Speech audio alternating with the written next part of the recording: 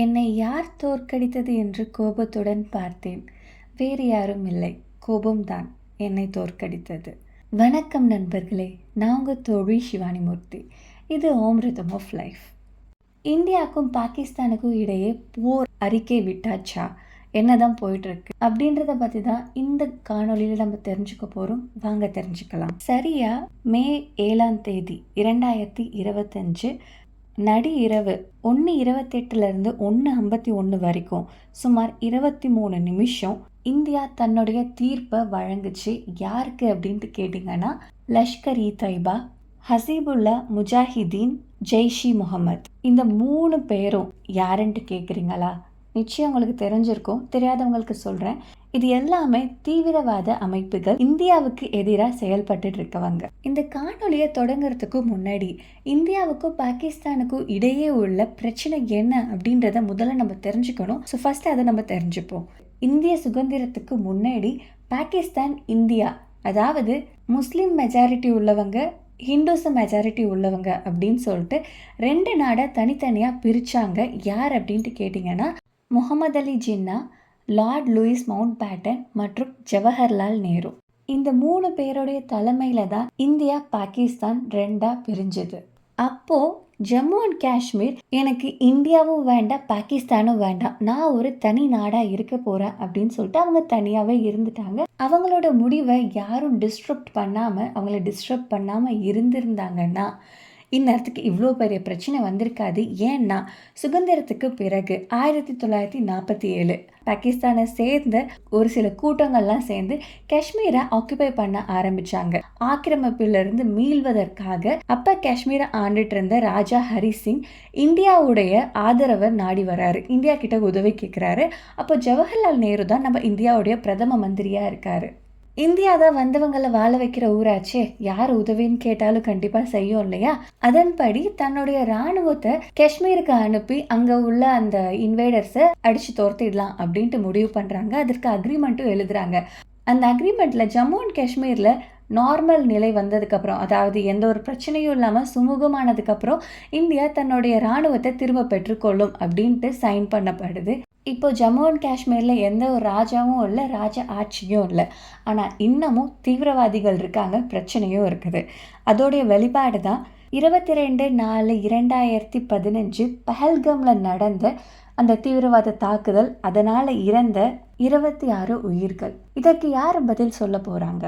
ஆரம்பத்தில் இந்த தாக்குதலுக்கு தான் பொறுப்பு அப்படின்ட்டு பொறுப்பை ஏற்ற லஷ்கர்-இ-தொய்பா சில நாட்கள்லேயே இல்லைப்பா நாங்கள் இதெல்லாம் பண்ணலை அப்படின்ட்டு விலகிட்டாங்க. இருந்தாலும் இந்தியா இதை சும்மா விடுமா?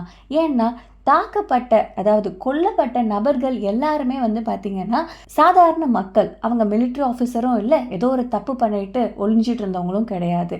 அப்படி இருக்கும்போது நீங்கள் வேற ஒரு நாட்டில் இருந்து இன்னொரு நாட்டு பிரஜைகளை கொண்டுட்டு அவ்வளோ சுலபத்தில் தப்பிச்சு போகிறீங்கன்னா உங்களுடைய மென்டாலிட்டி எந்த மாதிரி இருக்குது? அதற்கு திருப்பி கொடுக்கணும் இல்லையா? திருப்பி கொடுத்தாங்க. ஆப்ரேஷன் சிந்தூர். எதற்காக இந்த ஆப்ரேஷன் அப்படின்ட்டு கேட்டிங்கன்னா, தீவிரவாதம் மற்றும் தீவிரவாதத்திற்கு ஆதரவு அளிக்கிற அனைவரையும் வேரோட களை அறுக்கிறது தான் இவங்களுடைய கொள்கை. அதன் அடிப்படையில் 9 இடங்கள் பாகிஸ்தான் மற்றும் பாகிஸ்தான் ஆக்குபை பண்ண ஜம்மு அண்ட் காஷ்மீர் பகுதியில் இருந்த தீவிரவாதிகள் மற்றும் தீவிரவாத செயல்கள் நடந்துட்டு இருந்த இடங்களை குறி வச்சு இந்தியா தாக்குச்சு. இந்த 9 இடங்கள்ல லஷ்கர்-இ-தொய்பா, ஹசீபுல்லா முஜாஹிதீன், ஜெய்ஷி முகமது, இந்த 3 இயக்கங்களுடைய தலைமைச் செயலகம், ட்ரைனிங் சென்டர், ரெக்ரூட்மெண்ட் ஏரியா, மேலும் இது சம்பந்தமாக செயல்படக்கூடிய ஆட்கள், அவங்க தங்கியிருக்க இடம் அப்படின்ட்டு ஒவ்வொன்றத்தையும் பின் பாயிண்ட் பண்ணி இந்தியா அடிச்சுது. சுமார் 28 மிசைல் இதற்கு பயன்படுத்தப்பட்டிருக்கு.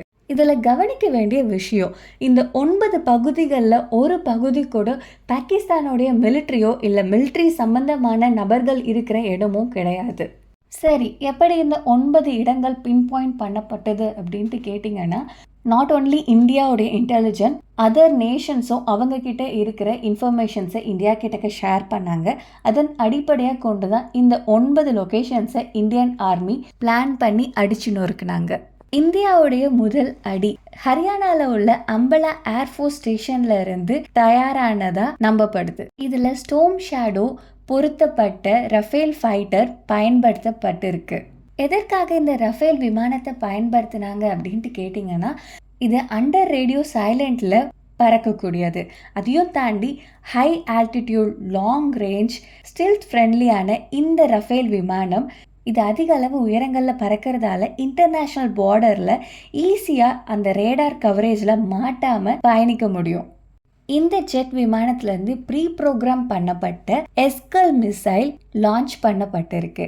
இது எப்படி வடிவமைக்கப்பட்டிருக்கு அப்படின்னா, இந்த மிசைல் மட்டுமே சுமார் 500 கிலோமீட்டர் தன்னுடைய டார்கெட்டை தேடி போய் அடிக்கக்கூடியது. எப்படி அப்படின்ட்டு எனக்கே ஆச்சரியமா இருந்துச்சு. ஏன்னா நம்மளுடைய ஜெட் விமானம் பாகிஸ்தானுடைய எல்லைக்கு போகாமல் இந்தியாவுடைய எல்லைக்குள்ளார இருந்துட்டு பாகிஸ்தானில் இருக்க தன்னுடைய இலக்கை சென்று தாக்கக்கூடிய வல்லமை மிக்கது இந்த பிரெஞ்சு ரஃபேல். ஆனால் அங்கே ரேடார் இருக்குமே, எப்படி இது தப்பிக்கும் அப்படின்ட்டு கேட்டிங்கன்னா, லோ ஆல்டிடியூடில் பயணிக்கிறதால ரேடாரில் மாட்டாமல் அதோடைய டார்கெட்டை போய் சென்று அடைஞ்சு தாக்கக்கூடிய கெப்பாசிட்டி இந்த மிசைலுக்கு உண்டு. அதை தொடர்ந்து இரண்டாவது தாக்குதல் அதே அம்பலா ஏர் ஸ்டேஷன்ல இருந்து ஹேமர் பாம்ஸ் உடைய ரஃபேல் ஏர்கிராஃப்ட் இந்த 9 இடங்கள்ல எந்த இடத்துலலாம் அதிக அளவு ஹாட் சர்ஃபேஸ் இருக்குமோ, அதாவது இருக்கிறதுல ரொம்ப கடினமான சர்ஃபேஸ் இருக்கு இல்லையா, அதை அடித்து உடைக்கக்கூடிய இந்த ஹேமர் பாம்ஸை கொண்டு போயிட்டு போட்டிருக்கு. இதை தொடர்ந்து சுக்கியோசு 30 ஃபைட்டர் ஏர்கிராஃப்ட் விரலி ஏர்ஃபோர்ஸ்லேருந்து லான்ச் பண்ணப்பட்டிருக்கு. மேபி இதில் பிரம்மோஸ் மிசைல் எடுத்துகிட்டு போயிருக்கலாம். இந்த மிசைல் அதிக அளவு ஆயுதங்கள், ரேடார் இது போன்ற இன்ஸ்டாலேஷன்ஸை அளிக்கக்கூடியது. சுமார் 2.88 மேக்ஸ் ஸ்பீடில் பயணிக்கக்கூடிய இந்த மிசைல் இருக்கிறதுலே ரொம்ப ஸ்ட்ராங்கானது. அதுலேயும் இந்த பிரம்மோஸ் மிசைல் 400லேருந்து 500 கிலோமீட்டர் வேகத்தில் போயிட்டு தன்னுடைய டார்கெட்டை அடித்து நொறுக்கக்கூடியது. எதிரி தான் தாக்கப்பட்டிருக்கோம் அப்படின்ட்டு உணர்ந்து அவன் திருப்பி ரியாக்ட் பண்ணுறதுக்குள்ளார அதை அடிச்சுட்டு எங்கேருந்து போச்சோ திருப்பி அங்கேயே வந்து நிற்கும். இந்த மிசைல்ஸ் எல்லாத்தையும் சப்போர்ட் பண்ணுறதுக்காக முன்னாடியே லாய்ட்ரிங் ட்ரோன்ஸை இந்தியா ஏவி விட்டுருக்காங்க. இஸ்ரேல் கிட்ட இருந்து வாங்கின இந்த ஏர் ஸ்ட்ரைக்கர் அல்ஃபாஸ் அல்லது இஸ்ரேல் ஸ்கை ஸ்ட்ரைக்ஸ்னு அழைக்கப்படுது. இந்த ட்ரோன்ஸால் லோக்கலைஸ்ட் ஆனால் ரொம்ப கிரிட்டிக்கல் டேமேஜை ஏற்படுத்தக்கூடியதாக இருக்குது.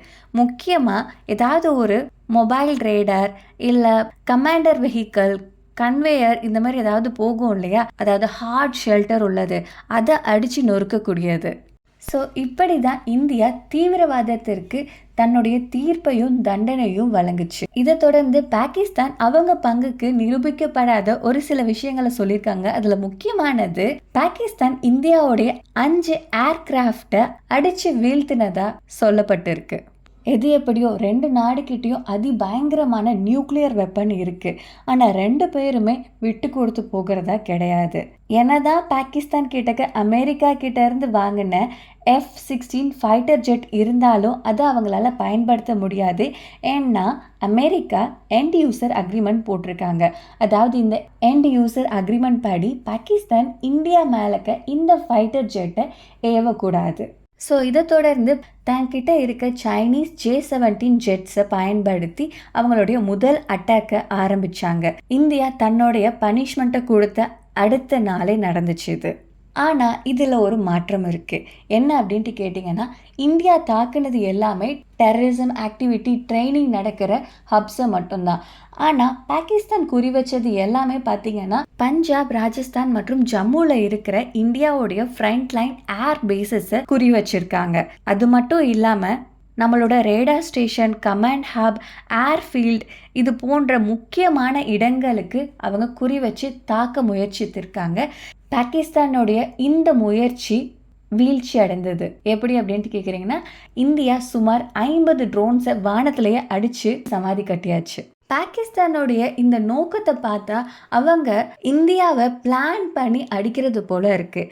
ஏன்னா அவங்களுடைய கொள்கை என்னவா இருக்கும் அப்படின்ட்டு பார்த்தீங்கன்னா, பஞ்சாபில் உள்ள அம்ரிஸ்டரை கைப்பற்றி அதன் வழியாக இந்தியா உள்ளார இருக்கிற ரிசோர்ஸஸை அழிக்கிறதற்கான திட்டத்தை தான் பாகிஸ்தான் போட்டுட்ருக்கு. ஆனால் பாகிஸ்தான் கிட்ட போதிய அளவு வெப்பன்ஸும் இல்லை, சோர்ஸஸும் இல்லை. ஏன் அப்படின்ட்டு கேட்குறீங்களா? கடந்த சில வருஷங்களாக பாகிஸ்தான் பேங்க்ரப்ட் ஆகியிருக்கு. அதாவது கடனுக்குள்ளார போயிட்டுருக்காங்க. அதை தாண்டி நிறைய உள்நாட்டு கலவரமும் போயிட்டுருக்கு. இந்த நிலையில் இந்தியாவை அவங்களால நேரடியாக தாக்க முடியாது அப்படின்றதால அரேபியன் சீல உள்ள டார்க் சி வழியாக மும்பையில் உள்ள போர்ட்டை அவங்க தாக்கிறதுக்கு திட்டம் தீட்டி அதற்கான மிசைலையும் அவங்க அனுப்பிச்சிருக்காங்க. நல்லபடியாக அந்த மிசைலையும் இந்தியா நியூட்ரல் பண்ணியாச்சு. உங்களுக்கு தெரியுமா, வேர்ல்டுலேயே அதிக அளவு ஆயுதங்களை இம்போர்ட் பண்ணுறதில் 2வது இடத்துல இந்தியாவும் 5வது இடத்துல பாகிஸ்தானும் இருக்குது. முதல் இடத்துல உக்ரைன் இருக்காங்க. இந்தியாவுக்கும் பாகிஸ்தானுக்கும் இடையேயான போர் ஆரம்பமாயிடுச்சு. இதோட முடிவு என்னன்னு தெரியலை, எப்போன்னு தெரியலை. ஆனால் அதை பற்றி தெரிஞ்சுக்கிறதுக்கான முயற்சியில் நம்ம எப்போதும் இருப்போம். முடிஞ்ச அளவுக்கு தப்பான செய்திகளை பிறருக்கு பரப்ப வேண்டாம், பயத்தையும் ஏற்படுத்த வேண்டாம். Take care, stay safe. நன்றி, வணக்கம், வாழ்க வளமுடன், ஜெய்ஹிந்த்.